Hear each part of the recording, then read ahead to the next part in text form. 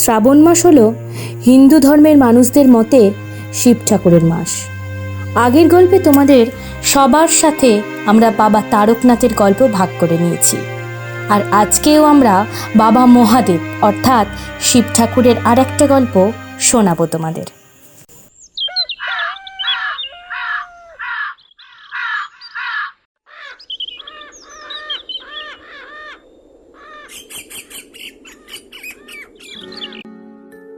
দিদি, দিদি, কোথায় গেলি রে? আমি যে বেরোবো, দেরি হয়ে যাচ্ছে আমার। এই তো যাচ্ছি। অত চিৎকার করার কি হয়েছে বাপু? আমি তো এই পাড়ার শিব মন্দিরেই পুজো করতে গিয়েছিলাম। শ্রাবণ মাস এখন, বাবার পুজো না করলে কি হয় বল?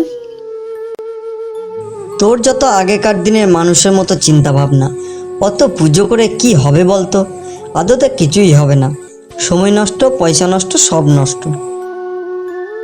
অমন করে বলতে নেই রে ভাই, আমরা তো সবাই ভগবানের আশীর্বাদেই চলি। তাকে অবজ্ঞা করলে কি হয় বলতো?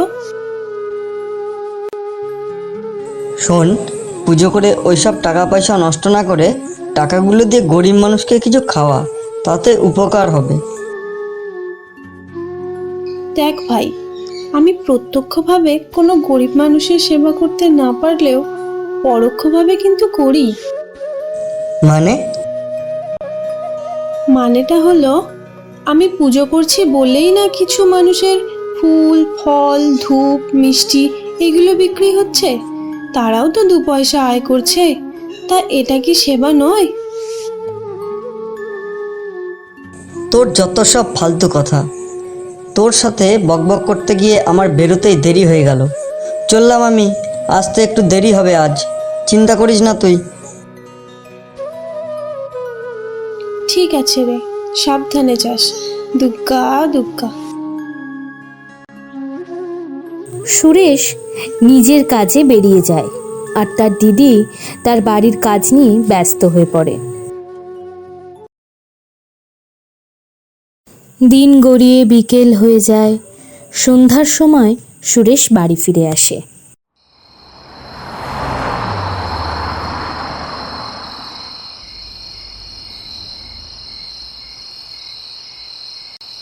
জানিস দিদি, এখনো যে মানুষজন এত বোকা আছে তা জানতাম না।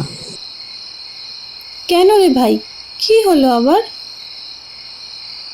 আজ একটা লোকের সাথে রাস্তায় দেখা। ওর মেয়ের খুব শরীর খারাপ। ও ডাক্তার না দেখিয়ে মেয়েটাকে নিয়ে ঠাকুর বাড়ি যাচ্ছে। কি অবস্থা ভাব একবার।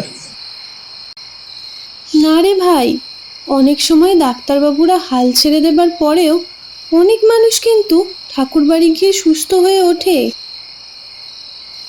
যত সব ফালতু কথা। এইসব জিনিসকে কি বলে জানিস? কুসংস্কার বলে। ধুর, তোর মনটা একেবারেই নাস্তিকের মতো, তাই তোর বিশ্বাস হচ্ছে না। দেখবি, এমন একটা দিন আসবে, তুইও সেই দিন ঠাকুর দেবতার ওপর বিশ্বাসী হয়ে উঠবি। এই জন্মে আর হলো না।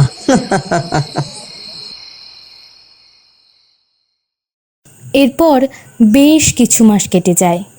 পরিস্থিতি বদলে যায় খানিকটা। একদিন সকালবেলা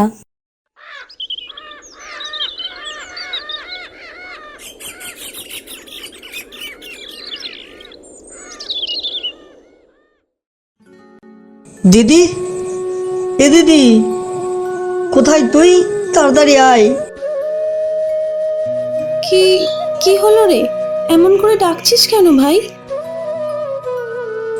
দিদি, আমি আর কিছু দেখতে পাচ্ছি না।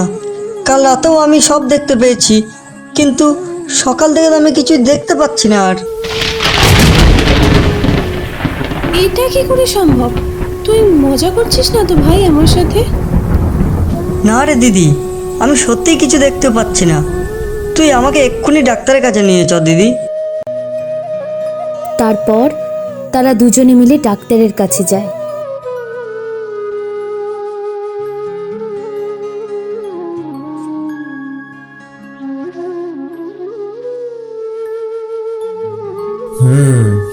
তোমার চোখ পরীক্ষা করে যা বুঝতে পারলাম, তুমি আর কোনোদিনই চোখে দেখতে পাবে না। এই কথাটা সত্যি, আর এই কথাটা তোমাকে আমার বলতে খুবই খারাপ লাগছে। ডাক্তারবাবু, কোনোভাবেই কি সম্ভব নয়? একটা চোখেও যদি দেখতে পেতাম। না সুরেশ, এইভাবেই তোমাকে বাকি জীবনটা কাটাতে হবে। এরপর তারা বাড়ি ফিরে আসে। বেশ কিছুদিন কেটে যায়। দেখ ভাই, ঠাকুর দেবতা মানিস না ঠিকই, কিন্তু তোকে এবার আমার কথা শুনতেই হবে। আমি আর তোর কোনো কথাই শুনবো না।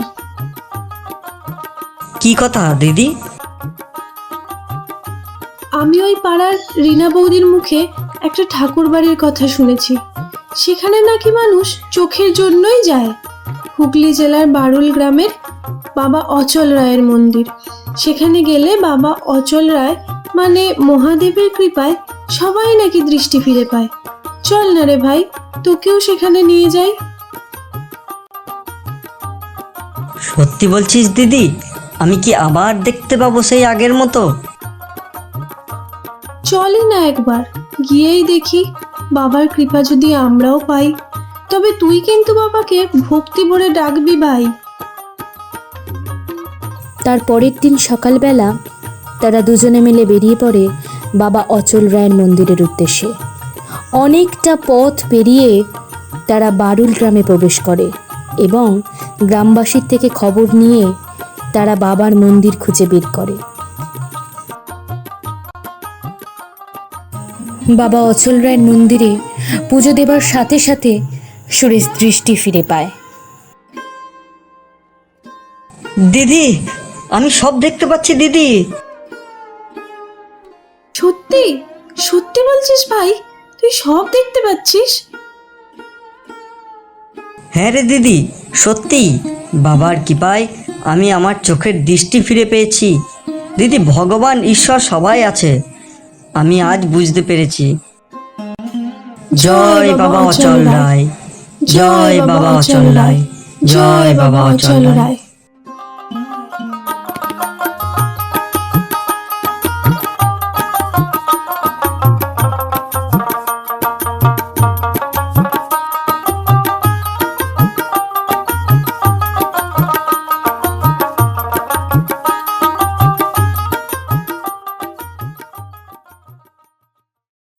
আশা করি আমাদের এই ভিডিওটা আপনাদের ভালো লেগেছে।